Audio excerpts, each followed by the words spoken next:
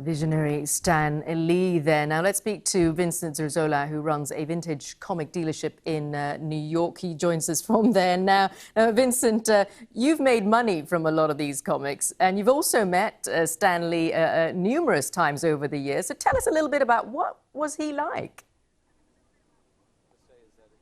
Well, first thing I'd like to say is that it's a day, obviously, for sadness and to mourn the passing of Stan Lee, but also to celebrate his life and everything he brought to the world, which it's countless number of creations. Stan Lee has always been, you can ask 1,000 people, they'll tell you great stories about meeting him. I remember the first time I met him, I was at an awards ceremony at San Diego Comic-Con, and it was the beginning of my career, and I didn't really know anybody. I was standing there in my suit and a cocktail, had a glass of champagne in my hand, wasn't talking to anybody, and out of the corner of my eye you hear this, "Hi, I'm Stan Lee," and a hand reaches out and I shake his hand, and there's Stan Lee coming over to talk to me. Little nobody, and here it is, a legend coming over to talk to me, and that's how I remember him for the first time in person. And then over the years I got to meet him many times, even to interview him to promote the Spider-Man movies, and always a class act, a kind guy, just a real sweetheart. And he obviously appears to be a bigger-than-life character as well. Now, of course, his characters in these comics are so memorable, and this is what a lot of people relate to.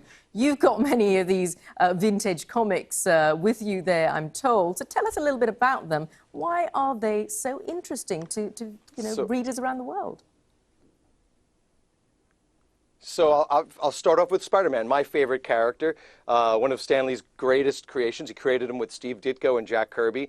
What I think is so amazing, no pun intended, about Spider-Man is his alter ego, Peter Parker. Here's a kid, he's a nerd, he's not lucky with the ladies, he never has any money, his aunt, unfortunately, is always dying in the comics, and he always has all these problems. All his characters have these tragic stories.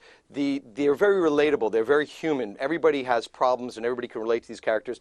As amazing as Spider-Man is, Peter Parker has all the headaches of anybody walking down the street. Right. And it's just a great character. This is his first appearance. We're actually auctioning this off in ComicConnect auctions later this month. Okay. And people are going to be really excited to get them.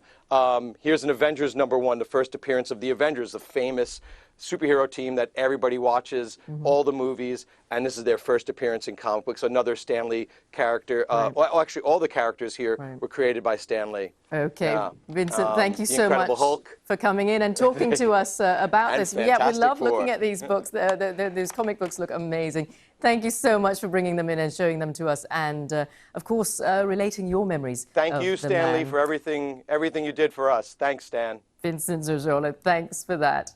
Now, you're watching Newsday on the BBC.